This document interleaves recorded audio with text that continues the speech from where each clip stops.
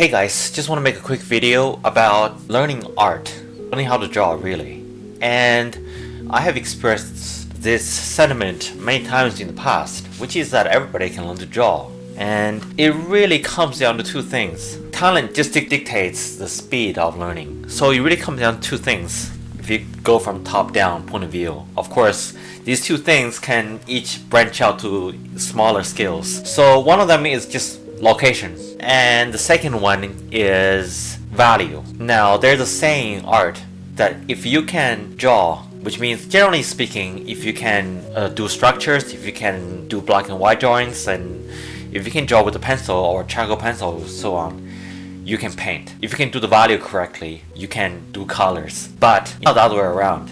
So if you can draw, you can paint. I went to one of the museums where I saw some of the Picasso's earlier works, and it literally is just him drawing some doves. I remember seeing one of the pictures. If it's just him drawing dove or pigeon or something, and it was just a pencil drawing or charcoal that looks kind of realistic, but honestly it wasn't that great. And then he obviously pivoted towards cubism and made a thing out of that, and no matter what you think about it, he became Picasso.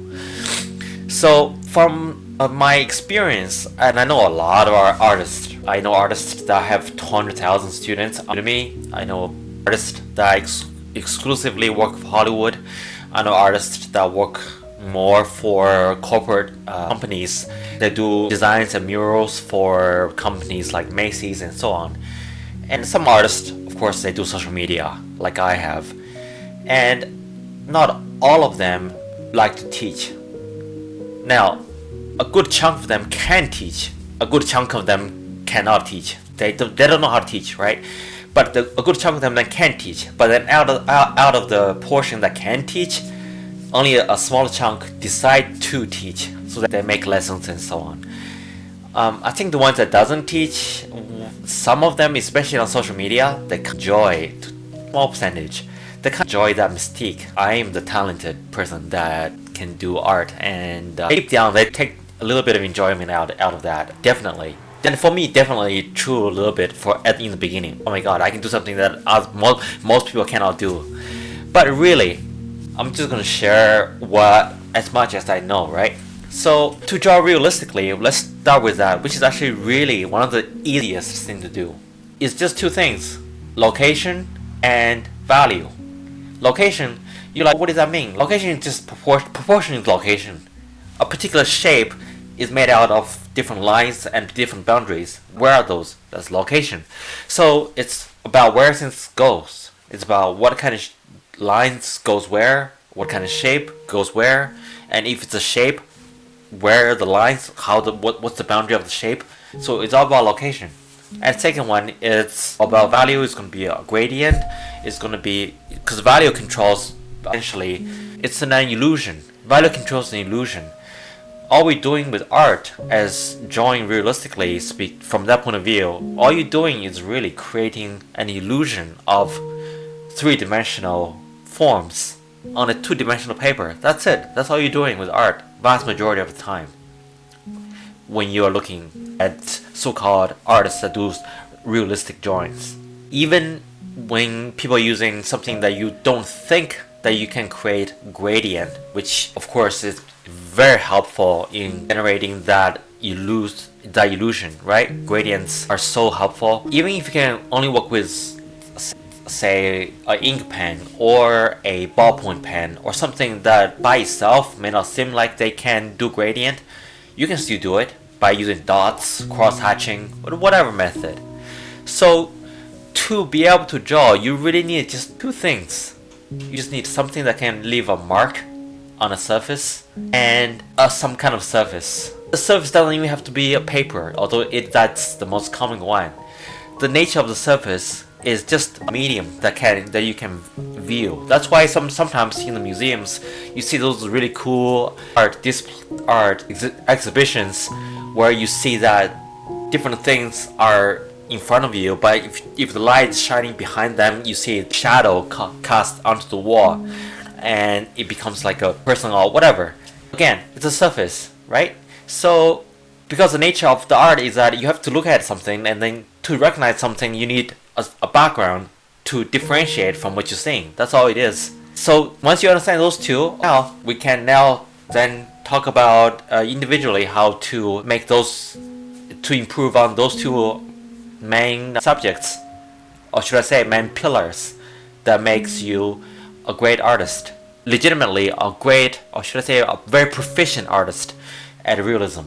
There are techniques for location or proportion, if you like that word better, because I think most people relate to that word much more better.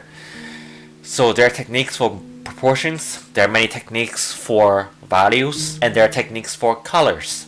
Proportions, there are techniques that are good, there are in my opinion, or more precisely, good and bad is too subjective. So there are techniques that are more restrictive, there are techniques that are much more, well, you know what I mean.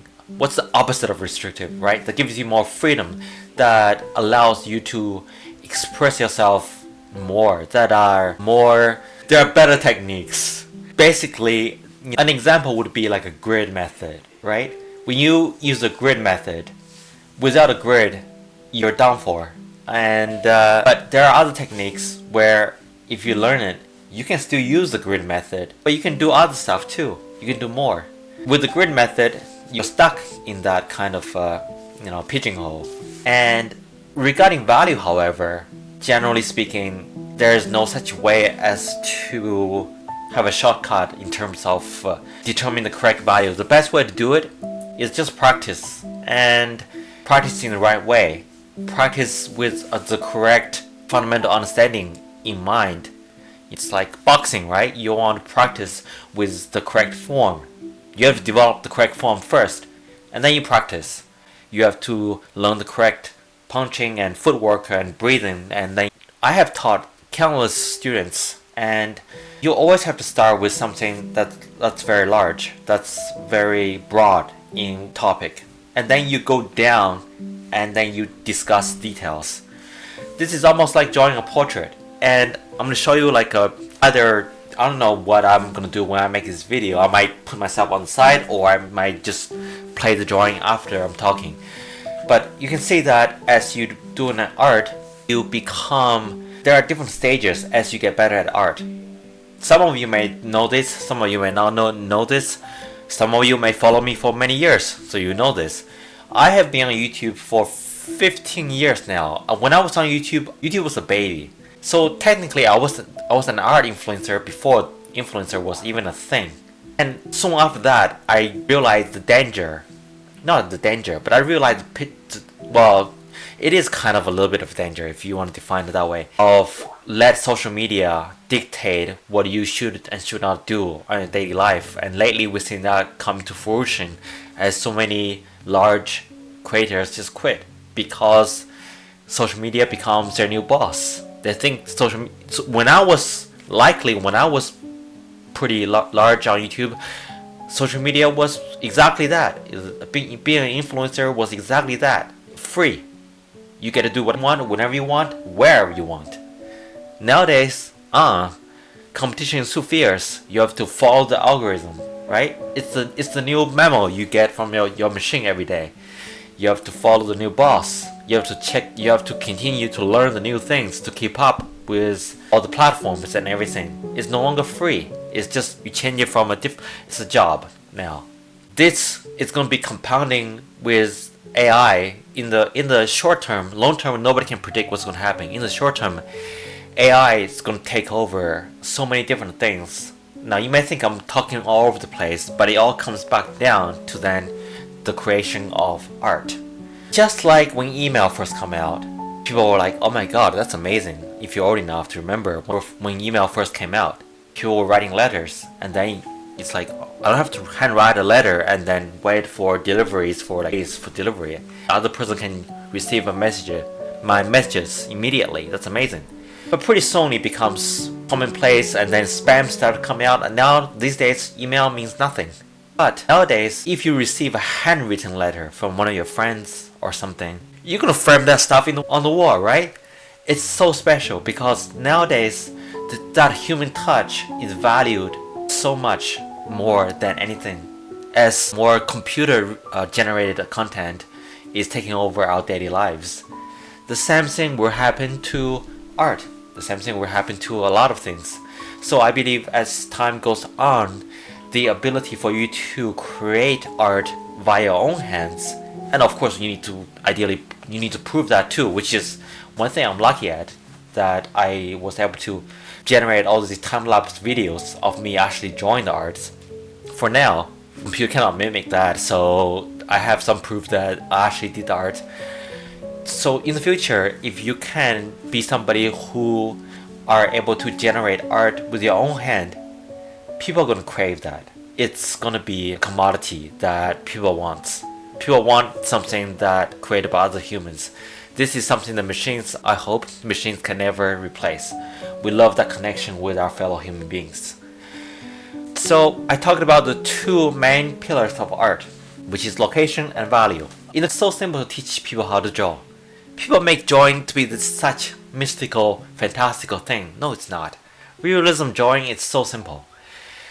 Once I teach you the method of how to do location, how to do proportions, and you just practice a bit so that you get more and more accurate with it, that's all. You just get more accurate with it. And then I'll show you how to do values, and you practice that until you get more and more accurate with it. And then suddenly you combine the two, and then you can just draw anything you see. And then as you get better at that, you'll be able to draw things that you don't even see, but I'll have to introduce the nature of lighting and how that would affect an object. But since we deal with lights since we were born, that's very easy to understand also. So to draw realistically is actually extremely easy. I don't know why drawing is seen as this such a mystical, talented thing that everybody sees somebody does well on social media, they go, oh my god. I can teach anybody how to draw realistically at a very efficient level. I think like you can make a social media account and you get thousands and thousands of followers in a matter of 2 to 3 months, and I have done so. Just more of a matter of change your mindset and recognize you have all the tools that you need to be able to draw proficiently. Not just be able to draw, but to draw very proficiently. Because most artists that I see that have even a large followers on social media, and I don't mean that they're not talented, but anybody putting in some effort for a certain duration of time, depend on their talent, can achieve that level fairly easily. I'm not talking about extreme ends. There are some artists that are doing things at extreme end that are so good that I'll show you one day, and I'll show you guys why. Hope you guys enjoyed this video that I drew yesterday. It's very loose. I used a lot of willow charcoal, play around with the form and the shadows. It's a clay form. You know how you look at the cloud? And sometimes when you're young, when the days are nice and the world's not as crazy as today, you lie on the grass and you look at the clouds and you can see all different shapes. You can see it looks like a dog, that looks like a dragon, that looks like a face right here and there. That means your right brain has all the ability to create great art. There are ways for you to convert that ability and connect that as you get better with it to realistic art. Then you get to even higher level, which is even better. Personally, I think this is biased, by the way, so don't hate me for it. I admit this is biased. I think that's a much more elegant way to draw, is by making something kind of messy, and then through that messiness, start seeing the clarity that comes out, and then you continue to adjust that into something that you think is either beautiful or something you just simply want to express that form, and comes out to be more and more clear. And drawing it's such a fundamental human trait, right? It's on par with music that it's built in almost. I just have to awaken it a little bit. And if you do want to work with me one-on-one, I still provide that service here and there. But of course, one-on-one means I take my time out, but I do require you to have certain amount of free time, and because it's my time too. And if you really want to work with me one-on-one, you can check out the description and fill out an application. I can only take on maybe 3 to 5 students at the same time, but I can pretty much guarantee to the point where I can, and I hate to use this word, but I can pretty much guarantee that I'll give you all the money back. Right? It's a scales honor system that if you don't see a night and day difference between your art before and after, I'll give you everything back. Right? That has never happened, but knock on wood, and not everybody who applies, even if they seem to qualify for everything that I would accept. There's way too many people that love to learn art. Not many people that have the credentials that I do, willing to teach like I do and can teach, pretty good with technology, willing to do this one-on-one, and basically give you the Hollywood star treatment and be at your beck and call. Completely result oriented, and most importantly, save you God knows how much time. I mean, good luck finding somewhere else that does that. It's insane, but I've been doing commission for 10 years. I'm just bored of doing that. Okay, alright guys, stick with this channel and make sure to subscribe, and I'll talk to you later. Cheers!